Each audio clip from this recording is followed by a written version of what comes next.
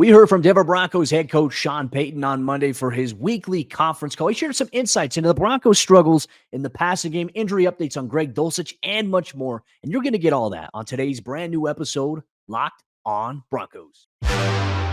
You are Locked on Broncos, your daily Denver Broncos podcast. Part of the Locked on Podcast Network. Your team every day.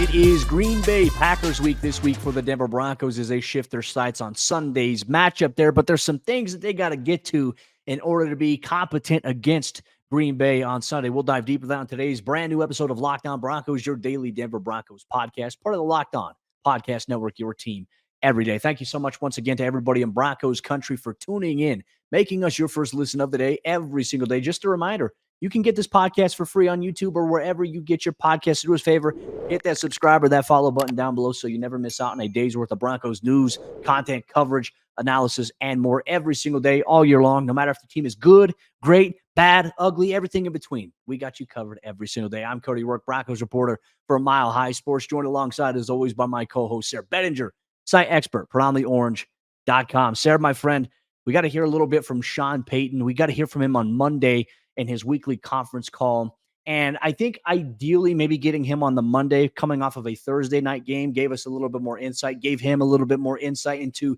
maybe how he was going to talk about certain things, because you get have a chance to go back and watch the film. You get to process everything. You get more time to say, okay, hey, maybe this is what our plan is going forward. And I feel like we got quite a bit, right? And I think one of the bigger things that he touched on specifically that I think everybody in Broncos country is talking about has to be the passing offense, which you and I, we both interpreted those comments as like he was throwing Russell Wilson under the bus. He kind of shared a little bit more clarity on that, though. But overall, I mean, the Broncos passing game the last 2 weeks, it has been rough. Really has been rough, Cody. Obviously, you didn't even crack 100 yards against the Kansas City Chiefs. And, you know, the Chiefs have a pretty good defense. They got some really nice defensive backs there. We talked about that in the lead up to the game, but not even 100 yards. I mean, I remember back to Cody, that 2015, the no-fly zone against Aaron Rodgers. Remember that game in Denver where he didn't even crack 100 yards, and you're like, dang, this defense is legit.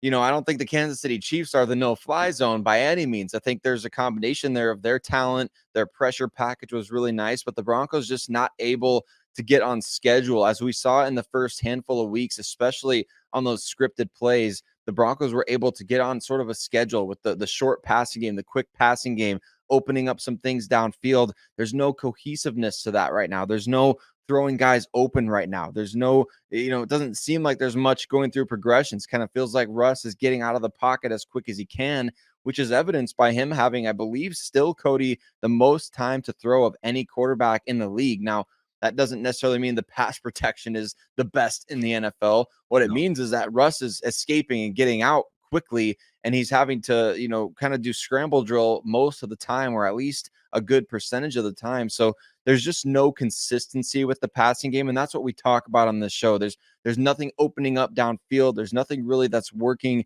consistently for this team as far as a bread and butter, and that's really disappointing up to this. 6 weeks into the season. Well, here's what Sean Payton had to say about the passing game, and maybe his comments that he had a little bit after Thursday's night game against the Kansas City Chiefs. Well, look, it's been a handful. It's hard to point to one specifically. You want to have confidence in the pocket. We need to find ways to get guys open. And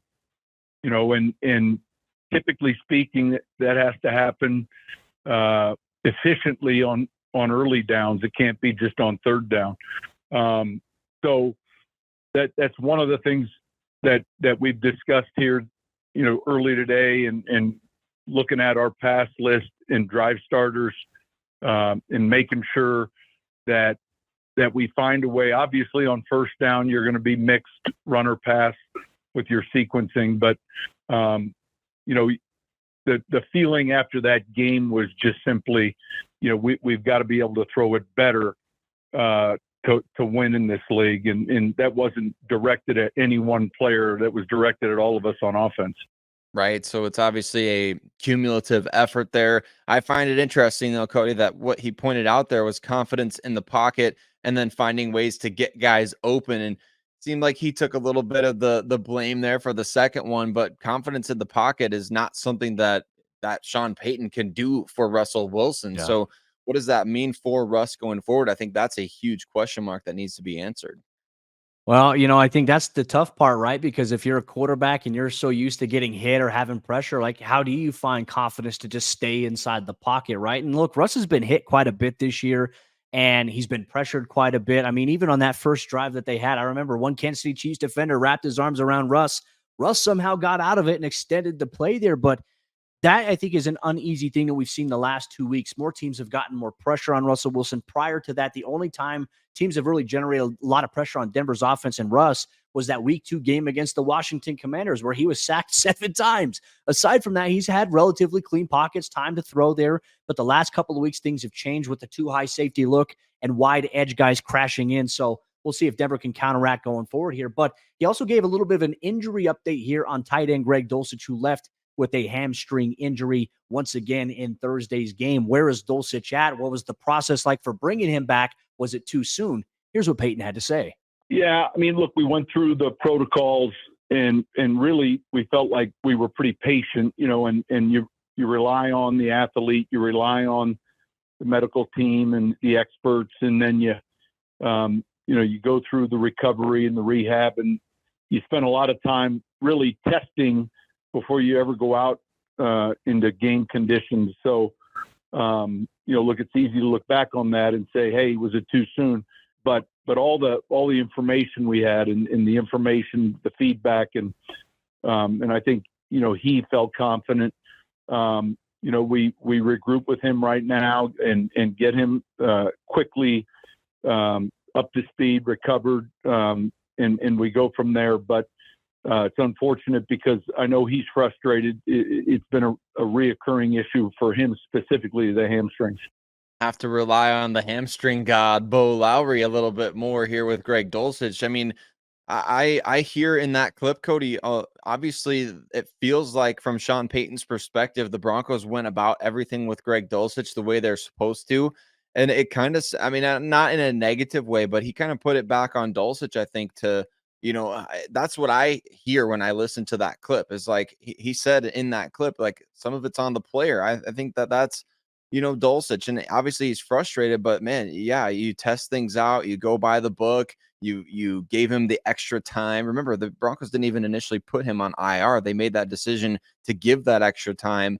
It's just it's a tough situation overall, but man, hopefully what he said there, Greg Dulcich is back on the field sooner than later. That's the hope, right? And I can tell you this, watching Greg Dulcich every day on the side field, he went through the process the way that he should have. There was no instance where I was watching, I'm like, is he supposed to be doing that this early? A lot of it for the first 2.5, maybe even 3 weeks was stretching. And then maybe that 2.5 week period was some light jogging, like light movement, like lateral side shuffles, things like that. And then the last couple of weeks, we've seen him build up with some sprints, some explosiveness. It's unfortunate here for Dulcich. We're feeling for him. And look, he said we're going to try to get him up to speed, get him recovered quickly. But Sayre, there's no guarantee here that he's going to be able to recover quickly from this. And it could also mean that there might be a chance we don't see Greg Dulcich play the rest of the season here if this is something that lingers. So I think it's something we have to keep an eye on here in Broncos country. But one area that everybody in the NFL world or Broncos fans are paying attention to has to be surrounding Jerry Jeudy. Are the Broncos showcasing Jerry Jeudy for a potential trade here in the next 2 weeks? We're going to dive deeper to that. Sean Payton's going to share his thoughts on Jerry Jeudy and his vantage point of frustration where Jeudy is at currently. You're going to get all that on today's brand new episode, Locked On Broncos. Today's episode of Locked On Broncos is brought to you by our friends over there at eBay Motors. And our partners at eBay Motors, they've teamed up with Locked On Fantasy Football host Vinny Iyer to bring you some of the best fantasy picks each week, all season long. Whether you're prepping for a daily draft or you're scouting the waiver wire, every week we're going to take a look and provide you with players that are guaranteed to fit on your roster. So let's see who Vinny has picked out for us on this week's eBay's Guaranteed Fit Fantasy Picks of the week. Let's take a look at Atlanta Falcons wide receiver Drake London. Drake London is starting to show why the Falcons drafted him first among the many talented wide receivers in the 2022 NFL draft and why he was a hot sleeper in 2023 fantasy drafts. London has found his groove in the offense with Desmond Ridder. In the past 2 weeks, he's caught 15 of his 21 targets for 203 yards. And this week, he draws another good spot in Week 7 against the Tampa Bay Buccaneers, who have struggled to contain teams' number 1 wide receivers this season. London is guaranteed to keep bringing the pleasing production with great matchups ahead against the Titans, the Vikings, and Cardinals before a Week 11 bye. Vinny Iyer from Locked On Fantasy Football is going to help you win your fantasy championship, and eBay Motors knows that a championship team is about each player being a perfect fit. Same with your vehicle. With over 122 million parts for your number 1 ride or die, you can make sure that your ride stays running smoothly. Brake kits, LED headlights, roof racks, bumpers, whatever your baby needs, eBay Motors, they've got it. And with eBay Guaranteed Fit, it's guaranteed to fit your ride the first time, every time, or your money back. Plus, at these prices, you're burning rubber, not cash. Keep your ride or die alive at ebaymotors.com. Once again, that's ebaymotors.com. eBay Guaranteed Fit, only available to U.S. customers. Eligible items only. Exclusions apply. Are the Denver Broncos showcasing Jerry Jeudy for a trade, or do they kind of feel some empathy and sympathy for the way that things have turned out for him as a member of the Denver Broncos? We're going to hear from head coach Sean Payton on Jerry Jeudy, Marvin Mims. But before we do that, and before we discuss what he had to say, I want to give a huge shout out to every single one of you that makes Locked On Broncos your first listen of the day every single day right here on the Locked On Podcast Network, free and available anywhere that you get podcasts, as well as on YouTube, where you can watch Cody and I. You can watch any other Locked On shows. Cody, it's awesome that we get such great engagement from the people that are everyday listeners of the show, whether they watch, whether they listen, bring us in the car, bring us while they're working out, whatever they're doing, however you choose to listen. We can't thank you enough for being part of this show and for making it what it is. So mile high salute to every single one of you out there. And Cody, from Sean Payton's perspective, I know we've talked a lot about Jerry Jeudy this year. He's been a common talking point on the show, whether it was the offseason trade rumor, whether it's talking about him as maybe the team's most dynamic offensive weapon. There's been a lot of discussion about Jerry Jeudy, but at this point, the rubber is about to meet the road, right? The NFL trade deadline just 2 weeks away from the time that we're recording this. There's some things I think the Broncos need to get straightened out with number 10. Well, and I think we all have to ask ourselves this question too. And I think as this 2-week period where you're going to hear a lot of things, and look, something could happen even before the deadline for the Broncos here in terms of trade movement, roster shuffling, whatever it may be. But I think it's very valid at this point, right, to maybe ask the question, is Denver the right environment for a player like Jerry Jeudy? Now, obviously, we all know how talented he is. We've talked about it ad nauseum for the last 2 years that, hey, when you feature Jerry Jeudy and you do these things and you move him around, great things happen for you. We haven't seen that so far this year. Like, there's been moments where we've seen Jerry make a big play on third down for 15-plus yards. We've seen him make some of those big-time catches in traffic. We've seen him create some separation, but the last couple of weeks have kind of really sucked things into a vacuum in a sense. And now I think fans are frustrated because he posts on social media. Now, initially, you know me, I don't care about none of that stuff. But then all of a sudden now he's in a Twitter spat with Mark Schlereth. And, Broncos fans love Mark Schlereth. And Mark Schlereth is obviously a legendary fixture here in Broncos country. But then you got these guys battling back and forth. And then you have the Steve Smith thing going on right there. And I just think a lot of Broncos fans are just like, we haven't seen Jerry produce. And look, not all of that is on Jerry Jeudy. Not all of that is Judy's fault. And I think we have to be very clear on that. But I think we also, as much as we talk about draft prospects, free agent signings, once again, it's a great reminder that the environment in which a player goes to or is part of is super, super important toward their production. I think we can make a great argument. Maybe Denver's not the best environment for Jerry Jeudy. He's obviously been frustrated. And Broncos head coach Sean Payton, he talked about some of the stuff too, because he was asked by our good friend Troy Rank about, are you worried about maybe some of his social media feuds and spats that he's having and his frustration, lack of production? Well, here's what Sean Payton had to say about Jerry Jeudy. He's frustrated, I'm sure. He's a talented player. We need to continue to look for ways to get him throws, not only in the slot, but outside.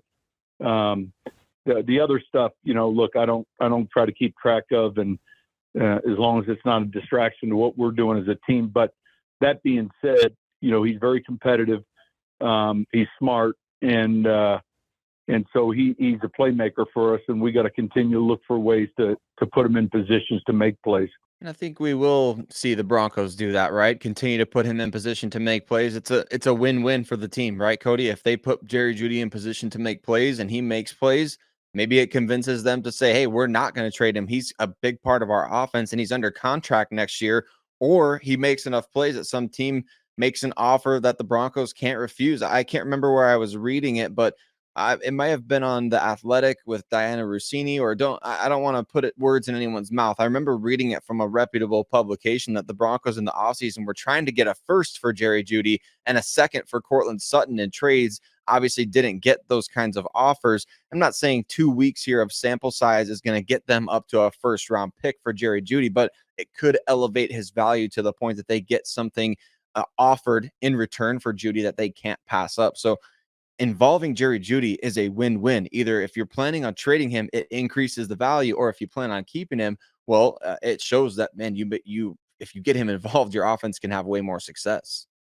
Well, speaking of involvement, right? I think you and I have expressed our frustration, and I think Broncos fans have shared the same sentiments about why hasn't Marvin Mims been more involved here in the offense. And that's something that Sean Payton, he dove a little bit deeper into on his Monday conference call with us, talking about Mims and where he's at, what he needs to do to maybe get to the next level of where he's at contributing, right? Because obviously he's playing on offense, he's playing on special teams, he's having an impact there. But I think you and I have pounded the table for this, even on yesterday's episode of Locked On Broncos, talking about how he just needs, if going forward, if you're planning on as the organization is planning to move Cortland Sutton or Jerry Jeudy, why not feature Marvin Mims? Why not give him 10 targets? Well, not that. I mean, 10 targets is a lot. I mean, I'd love to see that. Maybe give him 7 or 8 targets a game. I mean, that's not a bad place to start if you want to feature him in terms of his utilization here. But here's what Sean Payton had to tell us on Monday regarding Mims, where he's at, how he's doing, and gives a little bit of insight into the things that we've discussed here. Yeah, I mean, look, he's doing well. And I say that, we're faced with the challenge sometimes of trying to find that balance with Sutton, Jeudy, Mims, the guys that we feel like can make plays in space. But he's on track. We're confident in how he's handling the return duties, but also his ability to make plays for us in the passing game, and trying to find that balance. We've had packages where both he and Jeudy are on the field at the same time, opposite one another.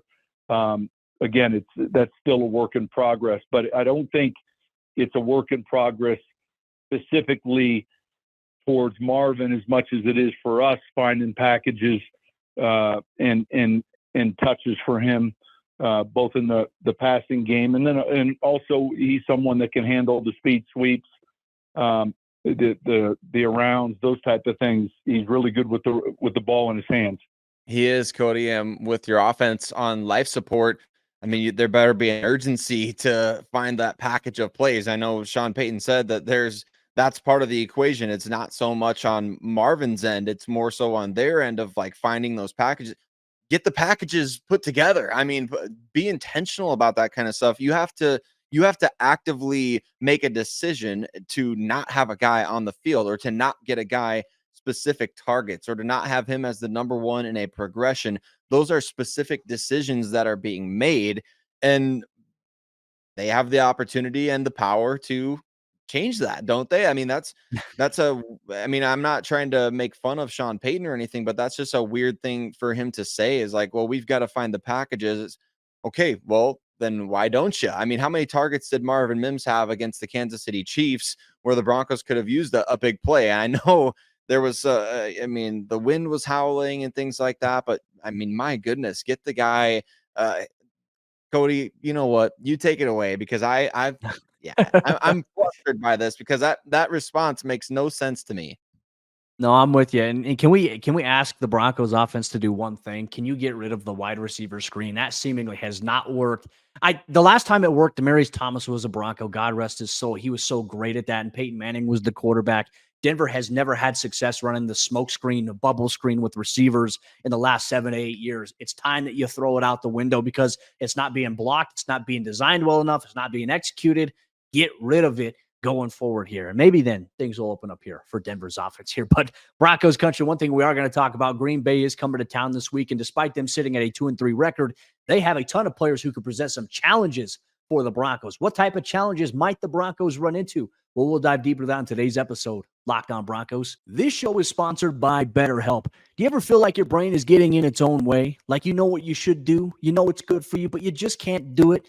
Therapy helps you figure out what's holding you back so you can work for yourself instead of against yourself. Life doesn't come with an instruction manual, and we don't always have all the answers, but therapy can be the perfect connecting bridge that helps you find the solutions and things that you can do to overcome some of the obstacles that you're facing in your day-to-day life. Now, I've used BetterHelp before in the past. I used it when I was making a transition from one career to the other, and I didn't know how to manage it, right? So I connected with my therapist at BetterHelp. I filled out a survey, a questionnaire, and it connected me to a therapist. And luckily, I vibed really well with my therapist. But if you don't vibe well with your therapist, you can change at any single time at no additional cost to yourself. And if you're thinking of starting therapy, give BetterHelp a try. It's entirely online. It's designed to be convenient, flexible, and best of all, suited to your schedule and works best for you.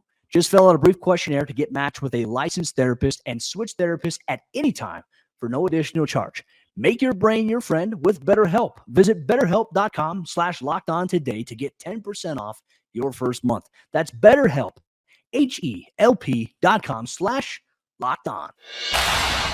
What type of challenges will the Green Bay Packers present here for this Broncos team on offense and on defense this upcoming week as Denver's looking to get their second win of the season? And the Packers, they're looking to get their third win of the season as they sit in second inside the NFC North. Denver sits bottom of the AFC West right now. It's a tale of two different teams right here. But real quick, want to say thank you so much to everybody in Broncos Country for tuning in, making us your first listen of the day every single day. You can get this podcast for free on YouTube or wherever you get your podcast. Also, another reminder with the NFL season still in full swing, you got the NBA season coming up. NHL season's in full swing. So if you're a Colorado sports fan, do us a favor as well. Check out the Locked On Avalanche podcast. Check out the Locked On Nuggets podcast as the matchup with the Los Angeles Lakers is approaching the banner raising ceremony where Denver gets their rings. Make sure you check that out here on the Locked On Podcast Network, your team every day. Sayre, big challenge this week here for Denver, right? I mean, I think when people look at records, they look at Denver at 1-4, they look at Green Bay at 2-3, and they're like, all right, hey, these teams are struggling. Green Bay's coming off of a bye week, and they've had a chance to get some banged up guys healthy. And more importantly, they've had to be, they've gotten a chance to reset some things maybe schematically here in this last week or so. So they come into Empower Field at Mile High, led by Jordan Love, who we all know he's athletic. He's been waiting in the wings, but he himself has had some struggles this season. But he's also had some moments where he's making great throws and he's finding balance. But one thing that we're seeing here with Green Bay, they have a banged up offensive line. No David Bakhtiari here. Obviously, he's on injured reserve once again. Denver's defense has a great chance this week if they can generate pressure on Jordan Love and sack him and maybe generate some turnovers by forcing him to throw it quickly here. I think there are some things that Denver can capitalize here against Jordan Love specifically this week.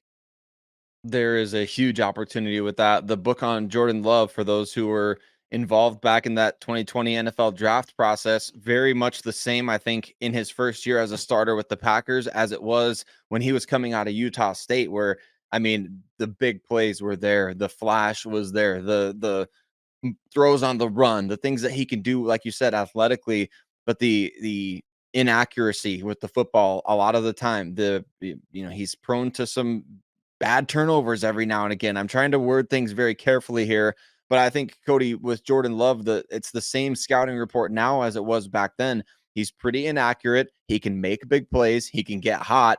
He's very streaky, though, and I think that there's an opportunity for the Broncos building off of what they did against the Kansas City Chiefs. Look, 4 of 13. I continue to point. This is the third episode of the show in a row that I'm pointing this out. 4 of 13 on third downs. The Broncos held the Kansas City Chiefs. Defensively, those are huge, huge victories, not just to hold them to 4 of 13 on third downs, but to get them in that many third down situations in the first place. That means that you're limiting on first and second down. I think if you put this game in Jordan Love's hands, it plays into your defense very much so, because if he has to throw more, that's opportunities for your secondary to capitalize on, like you said, maybe some errant throws. On look, the challenge this week is that LaFleur runs a very similar scheme to Mike McDaniel, Kyle Shanahan. So you're going to see a lot of motion. You're going to see a lot of outside zone stuff, which Denver has struggled with that this year, specifically against the Miami Dolphins, a little bit against the New York Jets. We saw those struggles here. So for me, that's where I'm looking to see it. And look, compounds that, makes it a little bit more interesting. Gosh, man, they got Aaron Jones, who's very dynamic, not just as a runner and is as explosive as he is, but man, he's an explosive pass catcher out of the backfield. You look at A.J. Dillon, who's Quadzilla. I mean, he's got ridiculous power in his legs. He's a downhill runner. You got to worry about him. And look, while Denver's defense was better against the Chiefs last week, run defense, this is a challenge that I'm really a little on edge about this week. If I'm the Broncos, if I'm Vance Joseph, I'm saying, all right, hey, once again, we're facing a scheme that we've struggled against so far this season. They have two really good backs, and they also have an explosive receiver in Christian Watson, who's just a fun, dynamic weapon to watch. I imagine if we see a little bit of the trend continue, we'll see a little bit more Patrick Surtain on him, because I think Vance Joseph, I don't know if he's been listening to the show, but the last couple of weeks, we've seen him follow the team's best wide receiver for a majority of the game. Not every play, but a good portion of the snaps. So to me, these are things I'm looking forward to watching. And Denver's going to have to counteract that. Not to mention, you got to throw Robert Tonyan in there, Josiah DeGuara. They have some talented players on that offensive side of the ball. Really, their biggest question mark has to be with the health of that offensive line and the inexperience and the youth that they have there. Yeah, so they also got Luke Musgrave, the tight end in the draft, Cody, out of Oregon State, that a lot of Broncos fans wanted. They got Tucker Kraft from South Dakota State. Shout out South Dakota, anybody who listens from South Dakota. But Cody, they have weapons. They're just very, very young, and that's something the Broncos have to take advantage of. You got a lot of veterans on the defensive side of the ball, a lot of guys who can take advantage of the youth that the Packers have offensively. Again, it's boom or bust in a lot of different ways. Jaden Reed, amazing young player, but you expect somebody like Jaquan McMillan, who's playing well, to go and match up well against a player like that. So I'm excited for that. Where I'm really intrigued is, can the Broncos offense now bounce back against a defense that is loaded, especially in the defensive front seven, where I would argue, I mean, you could look at the Washington Commanders, you could look at the Cleveland Browns, you look at a number of teams around the league. The Packers may have the best defensive front seven that the Broncos will face all year, maybe one of the best and most talented in the NFL. I mean, Kenny Clark, Lucas Van Ness, not to be Iowa Hawkeye focus here, Rashawn Gary, Devondre Campbell. I mean, these guys they're all over the place, Cody. And I think that you look at this setup that they've got, they can rotate waves of pass rushers throughout the course of a game there at Green Bay. That's going to give the Broncos some fits in this game. So how do they counteract that? How do they find some offensive success going up against these guys? Will be fascinating to see. That's going to be a very, very interesting question. You mentioned the front seven. Well, look, they got Quay Walker at linebacker. He's all over the place. They have, I think, elite players in that secondary. You talk about Rasul Douglas, who, since he's become a Green Bay Packer, he's been a pick machine. He's generated turnover after turnover after turnover as a ball hawk on the back end there. And then you have Jaire Alexander, who obviously is very, very talented, will more than likely guard Cortland Sutton in this game. And you're going to have to find a way to mitigate the pressure that obviously has been impacting you offensively for Denver in the passing game. Like, all eyes are going to be on Mike McGlinchey and Garrett Bowles this week. Denver has not gotten enough from Bowles and McGlinchey so far this season, even though that Bowles, I felt like, got off to a pretty solid start to the year. He has struggled in the last few weeks against some really good pass rushers. And you mentioned the waves thing. That keeps those guys fresh and allows them to be very strategic with their scheme and how they try to implement things. And I think that's where you're going to see the biggest challenge. I think you will see nickel blitzes. I think you're going to see Mike blitzes quite a bit here, because they're going to try to fluster Russell Wilson. And you know what? I wouldn't even be shocked to see at this point, right? Because we've seen a lot of times when Russ tries to spin and roll out, he's always going to his right. So you're going to see, I think, some inside middle backer blitzes with maybe a pinch from the outside linebacker DN on the right side of the offensive line, while you're going to get maybe a nickel blitz from the left side, right? So it's kind of a vacuum, like, hey, we're going to send pressure here. We're going to send pressure here. We have the guys that can lock up on the back end here, and we're going to make it very tough for Russell Wilson. I think we're going to see a ton of that schematically from Green Bay this week. That's the number one thing that worries me. And look, this is where the offensive line needs to dig deep down and ask themselves, like, how bad do you want it? As cliche as that is in the world of football, Denver's offensive line has to bring their A game this week. You have to bring it every week, but more in particular, if Denver's offense hopes to try to find a way to build ground as a 1-5 football team to get their second win, they have to do that this week.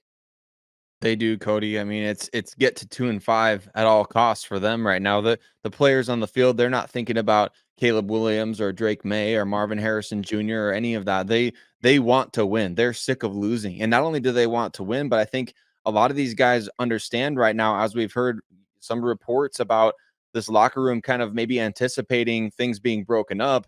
These guys understand they've got to put the best out on tape if they want to go play for a winner eventually. Like, if they want to get traded to a team that's competing for a title, you got to put good stuff out there on tape. So not to say they're necessarily thinking about that, Cody, but you got to put the best out there that you possibly can, get to 2-5 so that you can play Kansas City right before the bye week with a shot at 3-5. I mean, crazier things have happened, Cody. What if the Broncos could get to the bye week at 3-5? I mean, it's really not an ideal scenario to be in by any means, but man, it sounds a lot better than 1-7, doesn't it? So certainly getting to 2-5 is mission critical at this point, and those guys got to do whatever it takes.